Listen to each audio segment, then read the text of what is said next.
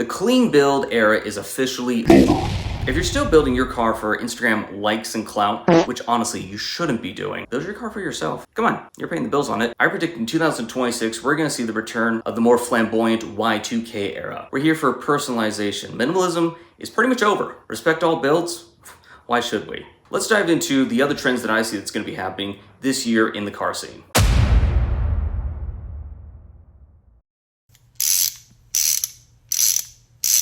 From early 2010 to still now, there's always been this idea of cars have to be clean.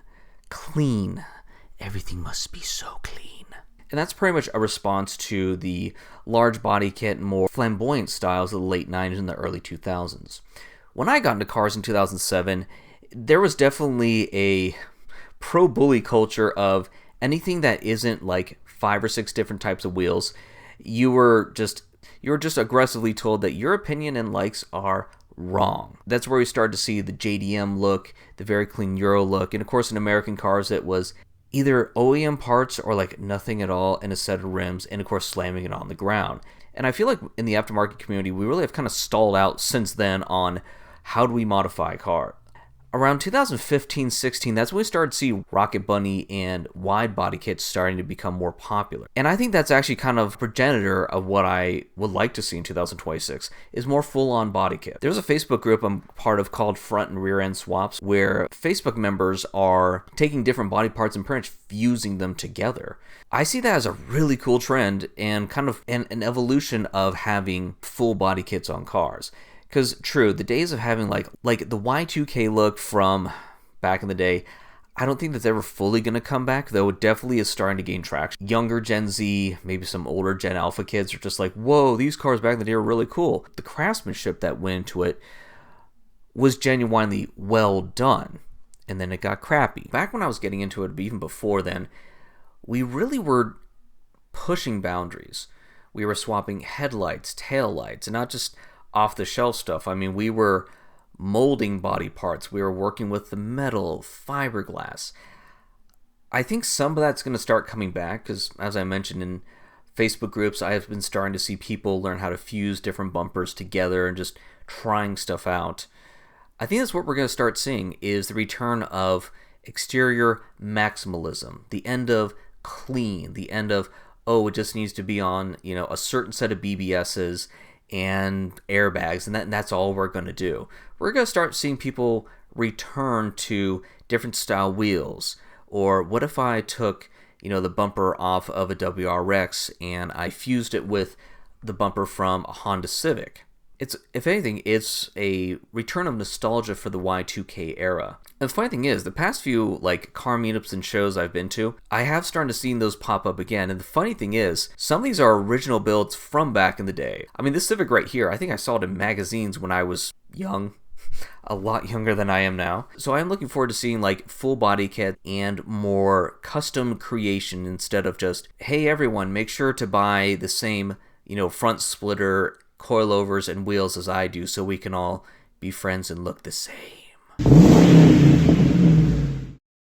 We've gone too far in that direction of respecting all builds. However, I also want to see the end of bully all builds.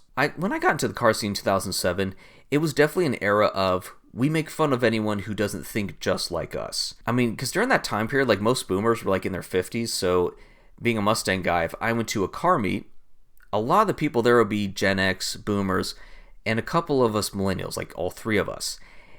And they were kind of dickish. Honestly, they kind of were. If it's anything that they didn't like, they absolutely made sure you knew it. And boy, does time not change. I think that's also why we had such a big reversal of that to respect all builds. I mean, you can see it in a couple of different ways. Cookie cutter builds on BMWs where they all look the same. Or modifications not for the sake of enjoying the craft of being a car enthusiast, but for getting likes on Instagram, for social clout. It's oh, respect all builds. Let me go ahead and make something that is so out there that I get famous. It's not for I'm building this car because it is truly a vision I have. It's I'm building this car for the clout, for the gram, for the flex. It's okay, so it's not about the actual car. It's about people noticing that you exist. And I'm sorry that you didn't get your butt, spanked enough times or kissed or whatever. I mean, no kink shaming in this household.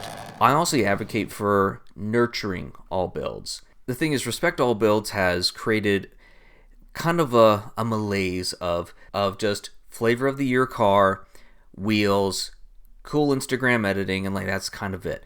I'm advocating for nurture all builds. Here's what I mean by that. Let people build what they want.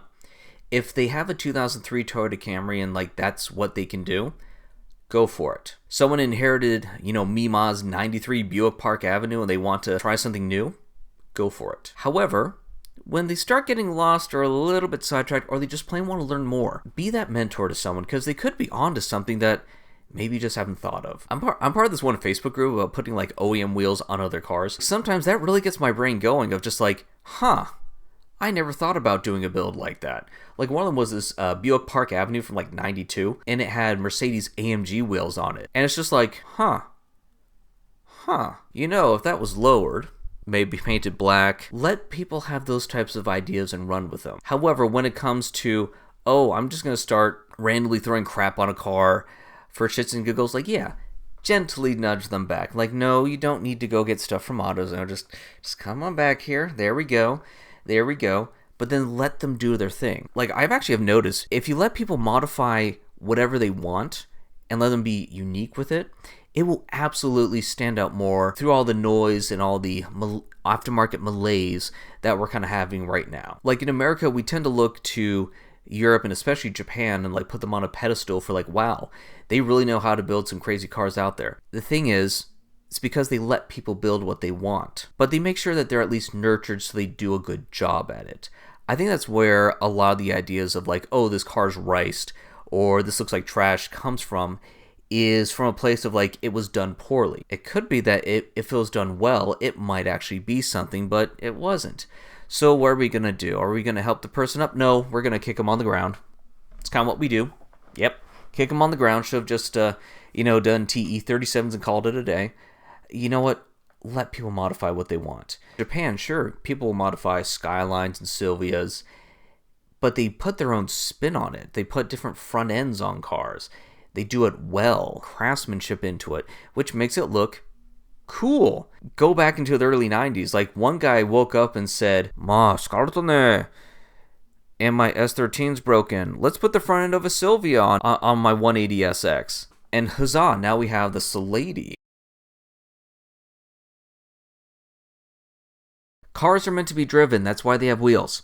Honestly, unless you genuinely have a collector's car, don't worry about miles. Seriously, don't. If you have a Corvette, drive the car. If you have a Mustang, drive the car. It's probably one reason why I personally don't have a daily driver. I mean, short of Lamborghini Miura, Ferraris, stuff like that, just drive the darn thing. For example, my 2001 Roush Stage 2. That one. That right there. That's my car. Yes, I did actually do a photo shoot with my car because I'm a little bit extra. When I bought it from the original owner back in 2015, it only had 72,000 miles, which is pretty darn low. Completely stock. And one thing he told me is, whatever you do, don't put miles on it, sit on it, and sell it at Barrett-Jackson a couple years down the line. My brother in Christ, it's just a Mustang. To be real, I am absolutely going to be buried in this car in some way, shape, or form. I can't fathom my life not having it. And I know that is making me sound like the bigger thimp, but fine, I'm a simp for my own car. That's cool with me. If you look at the VIN number on my Mustang, it just comes up as a Mustang GT. When it comes to Roush Mustangs from that era, they didn't have unique VINs. They just used the Ford VIN. So while emotionally, I'm this is a Ford Mustang Roush, it's cool, blah, blah, blah, blah. Your insurance company and everyone else is just going to be so you have a Mustang. Even if you have a Celine, they had unique VINs, but still just a Mustang. The only people that seem to really care that it's a Roush Mustang are other Roush owners. And what I've noticed in some Roush communities, it's here's my Mustang I've had for 15 years. It only has 5,000 miles on it. And I'm that sucks. I love driving my car. It has my Roush Mustang I've modified. I've driven in an autocross. I look forward to putting well over 200,000 miles on that car before the engine needs to be rebuilt, because it's pretty far. But it's a car. I'm here for the memories. I'm here for the fun. I'm here to enjoy driving. I didn't buy the car just to have it sit in a garage. Cars have wheels. They're meant to roll. One thing I love doing is I love going to meets in my car because there's a good chance that someone hasn't actually ever seen a Roush Mustang. They might have heard about it, they might have seen a picture or a video. I'm always more than happy to show anyone who comes up to me my car. What I'm noticing now is that since my car is a 2001, it's 2026, that's 25 years. I mean, there's like virtually almost 2 whole generations that grew up not ever seeing these new. Like, I remember seeing these new. I remember being like a derpy teenager and walking to a Ford dealership and seeing Roushes new, and also New Edge Mustangs brand new. I mean, I remember, God, I think it was like a year ago, like one kid wanted to see the interior of my car, and he was shocked to see the fact that like it was mint. There was like the dash wasn't all cracked up, the leather seats weren't ruined or anything like that. They're not like torn. It looked brand new. He had never seen that because my car was 25 and he was 19. That also makes me feel a million years old. Let people have the experience of your car. I'm always happy to show, like, people always okay, Dame, have this be before what you just said about like have people experience your car. I like it when people notice that my car has side exit exhaust, or that the body kit it has on it is not at all, is rather or the fact that like, the body kit on my car is rather unordinary. It has the GT front bumper, but also has the Roush RS lip on the front, which you don't really see. I mean, most Roush owners who had that front bumper that I have right now, they took that lip off and they threw them in the trash, and they got the Stage 3 front. So having a Stage 2 with the split lip up front, that's different and unique. Why should I hide that? Not driving your car is kind of like having a wife, girlfriend, partner, whatever your orientation is. The analogy is the same. I don't put miles on it because I want to make sure it's valuable for the next person. Yeah, so think of it that way. Oh, I don't want to put too many miles on it. It's like, I want to make sure whoever gets this later, they can have all the fun. I'm just going to sit in the cuck chair at the hotel and not do anything. Yeah, no, car's mine. I'm going to drive it to the ground. Then once it gets in the ground, I'm going to dig it back up and drive it some more.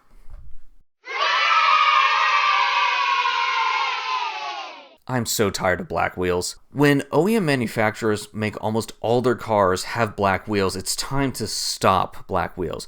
Black wheels can look good, but it really was more of a... But I mean, like, having black wheels was, trend setting in like 2008 or 9. During the recession, we got really creative with how to modify our cars when maybe a lot of us were broken. So, having black wheels was a thing because most cars had silver, chrome, maybe some were kind of gold or whatever. But now everything is black wheels with blackout exterior molding and trim. Like, that was cool in 2009, overplayed by 2012. We need to get back to chrome wheels. Like my car has chrome Roush wheels. I love those wheels. I have polished them to the nth degree, and I would love to get better at polishing chrome as well. And the thing is, they really make my car pop. Like, I could do black wheels and my car would still look really cool. But man, the chrome, with the fact that I have black accents on kind of a bronzish color, it stands out. It's bright. Like, when I'm driving by, I can see the spokes reflect onto the ground. It gets people to look because they've seen black wheels for so long that bright, shiny chrome wheels, with nice chrome barrels and everything, really stands out. So I want to see more people with chrome wheels, or even just really bright silver. I know people have said death to chrome, but you know what? I stand for death to blackout. Now, I will say, if you're doing racing and you have brake pads that create a lot of soot, I get it. Black wheels are easy to maintain. I plan on getting back into autocross, and I'm going to do a separate set of wheels, and they'll probably be black, or honestly, whatever color is the cheapest, or lightest. Chrome does make your wheels heavier because you're putting a chrome plate on top of that, and like, fine, if you are racing your car on a high-performance driving day, that might save you a couple nths of a second.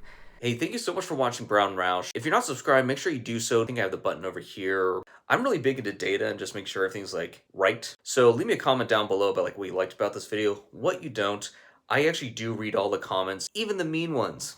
And feel free to follow me on Instagram, TikTok, It's Brown_Roush.